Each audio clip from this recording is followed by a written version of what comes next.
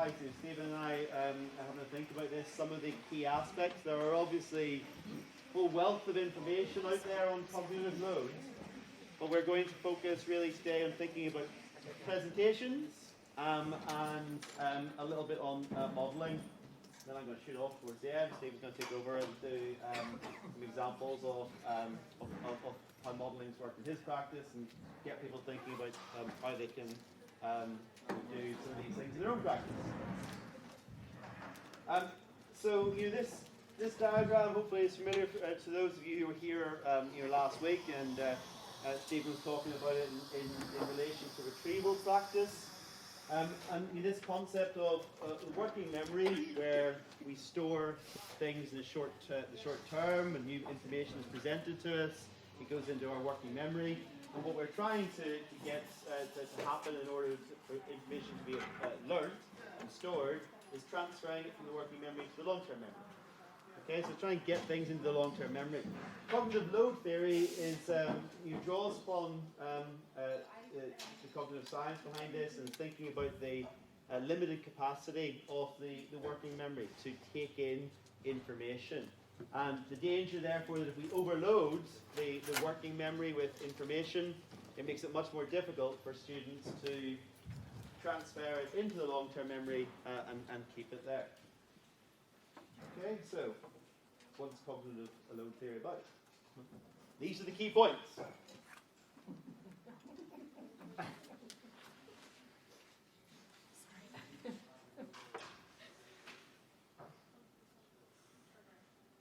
Well, these again, I forgot.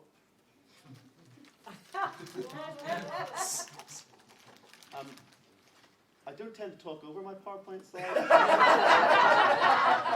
I don't like to overload your cognitive processing skills, so I'll simply draw your attention to the slides.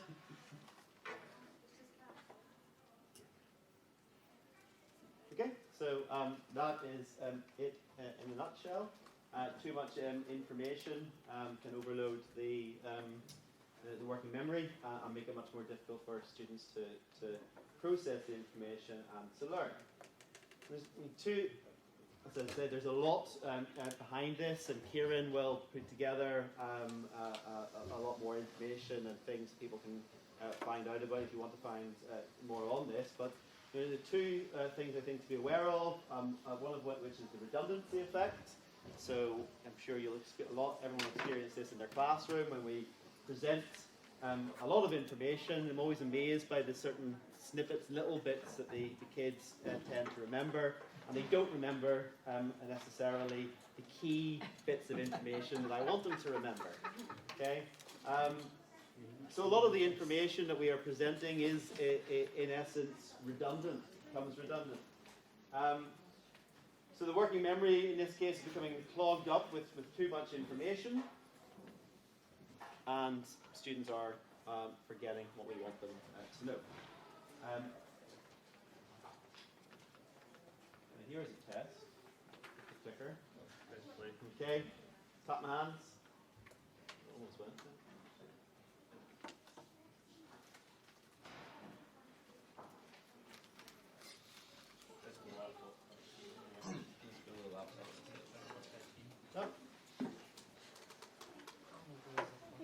That's about good timing, Paul. Can we get that point?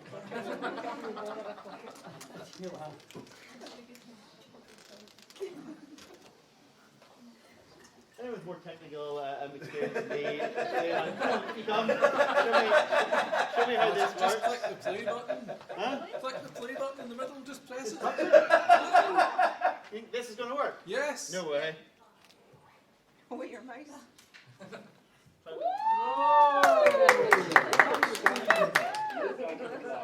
And how can we overcome it?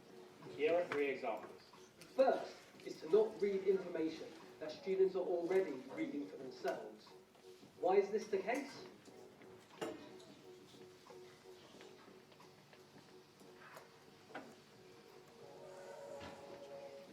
Second, and we see this a lot, is too many words on a slide. I'm going to represent a slide with lots of information on it using these 9 crosses here. The green crosses represent irrelevant information or redundant information. And the red crosses, well, they're the messages that you are trying to get your students to remember by putting a slide up. And the problem with putting up a slide with many, many words on it is this, is that in the worst case, your students will remember mainly the irrelevant or the redundant information. And in the best case scenario, they only partially remember the important messages, the messages that you're trying to get them to remember. And the third and final example of the redundancy effect in the classroom is probably excessive PowerPoint animation. Now, of course, we all want our lessons to be fun and engaging. But the danger is, by adding all the bells and whistles, what students end up remembering is the redundant animation and not the important content of the lesson that you really want them to remember. As you can see, we think online teacher CPD should be research-based, practical, value for money, really fun to do. And yet this sounds your staff. Other CPD is of course available, which is also found technically on the money. Okay, so that's a redundancy effect. I think actually, when I was putting this together, I was thinking about sometimes we ask senior kids to put together presentations, and this is what you get. You get a load of text, and what they're interested in is making it really fancy and the transitions and so on. So there's a lot of probably take our own presentations, but also information we take here to guide students when they're delivering presentations. So that's the redundancy effect, being conscious that too much information will simply be forgotten or ignored, or they'll remember some of the information that is not the core bit of learning that you're focusing on. And then we also have split attention. I'm also conscious that I've already kind of done this once, which is talking over the top of the PowerPoint slides, or if I want kids to understand instructions about something, that I'm presenting it perhaps on the PowerPoint, but I'm also talking about it and explaining an additional detail of that instruction myself. So they've got to listen to me while looking at the PowerPoint, or perhaps looking at a sheet in front of them, and that is dividing and splitting attention three ways for that one instruction. So I think for a lot of this, it's just trying to be conscious of it when in your own practice and thinking about how you can minimize this, because even this a presentation on cognitive load is not doing all of the things that it should be doing. As I've noticed, there's times I've talked over the PowerPoint slides to say what's up there, but I think the more conscious we are of these things, the more conscious we are of trying to minimize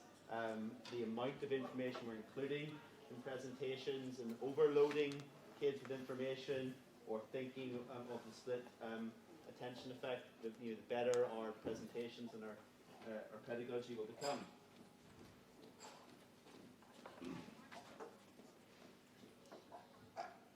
What's that deal? How can you avoid these pitfalls? Good question. Thanks for asking. Okay, glad you did. So, first of all, your presentations. Thinking about your presentations. Really, it's about trying to keep them simple, to strip back a lot of the extraneous detail that might be in there.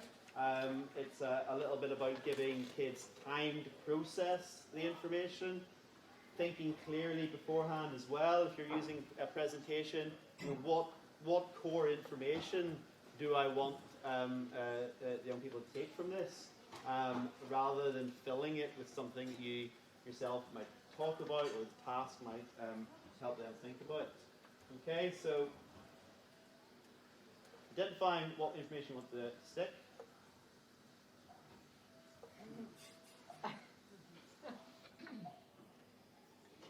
And that's just giving the people who are watching and experiencing the presentation a bit of chance to think about and take in what is being said. Not going to do it in a minute, rushing through it. Stripping it back and keeping it simple. And then my personal favourite, okay, so while the same information in two different forms is useless, okay, that will just lead to redundancy. Me reading out what is there, for example, no point. If I ever your presentations are using both an auditory form and a visual form to reinforce the key message, then that will help key points stick. So you can think about your animations, any diagrams or icons. I try and keep mine simple. Kieran will look at this and think, my goodness, this could be done in much more well-designed layout. But what I'm trying to do is sort of keep the icons and use similar icons that I might use in a presentation, in a worksheet for kids. So my higher class are doing an essay on something that's 5 different elements to it, that any worksheets or any information they get uses the same icons again, so that there's an attempt to link the written or auditory information with the visual icons that they get. And that when you can use dual coding, that does have the impact of reinforcing the message and the information. Okay, so simple, stripped back, and focusing on key information compared to some of the things that you might have seen in the past or sometimes still see in schools and education. Stuff that's got too much information on it, strong contrast of colour, fancy transitions, all of that stuff, which is just far too much for people to take in and think about. Okay, so that's a few things I think to think about in terms of presentations. The other key elements to this is modelling, and a way to minimise the cognitive load is to scaffold and model answers. But I think all too often we might demonstrate an example of an answer and then pass it over to the students to try and do one themselves. So I think Steve was going to talk about on one of the effective methods of using modelling is thinking about this passing of the baton model. So you have the idea and you're going to pass it on to the students, but we forget about that bit in the middle where you're kind of both holding on to it, and there's a lot more support in there. I think that's where the analogy falls down, because I'm pretty sure that's not a good idea for sprint racing. Okay, you probably do have to let go at some stage and get. So yeah, before you get out of the box, you want as a teacher to have let go of the button. So yeah, again, this can be used to minimise cognitive load, and can be an effective strategy for learning, making sure things stick in the long-term memory. That's me. Okay. Thank you very much, sir. Passing the baton. Okay. Passing the baton. How long for a bit longer then? Okay. Just a quick one on PowerPoint when you're creating it as well. This does take a little bit longer to just break into text boxes and animate it to come next, but see when Patrick was presenting there, you focus on this, and then the next one, it's easier to take in rather than the slide going to that, and you just start reading through it. So you take in a little bit slower, which hopefully means you're going to learn it a little bit better. Maybe you need to come and see me, Stephen, if you haven't put that in text boxes. What? I'll show you how to do much quicker. Right. You get them, right? So What's the difference here? So this is what this happens out there. Dale does it, other places around the school might do it as well, but this modelling approach that we use, I do, we do, you do, is all part of the transition and the handing over. I'm going to talk you through it fully in a wee second anyway. So previously, it might be, here's my example, you know what you're doing, kids go and do it, and we found kids would just fall straight down the pit, and about 50% of the class, the ones that know it, they start doing it, great. You've got so many kids that are lost.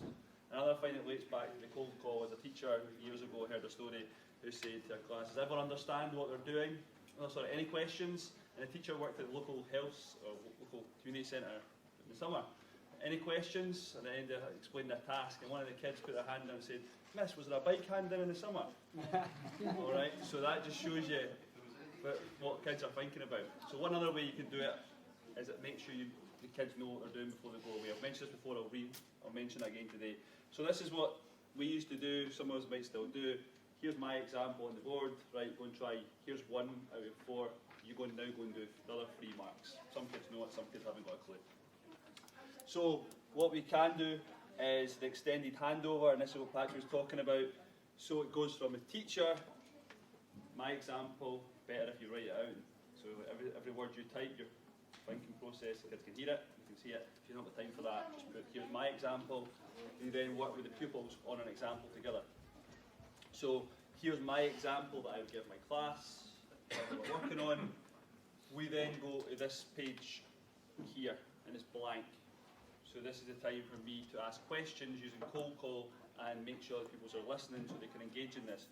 So communication is what? So give time for the class to think. I might go to Darren. Darren tells me the first sentence.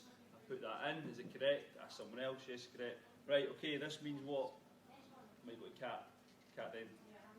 I might go Kat saying. Just watch out for that because you start writing the answer you want. So just make sure the kid actually gives you the answer so that make sure they're right. And then last one. Have a little think. So what happens next then? Right. Rachel, tell me what. So we're coming together as a class. Okay. You decide how many you can do.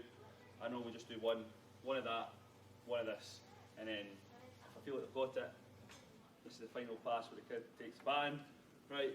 So that's answered that we can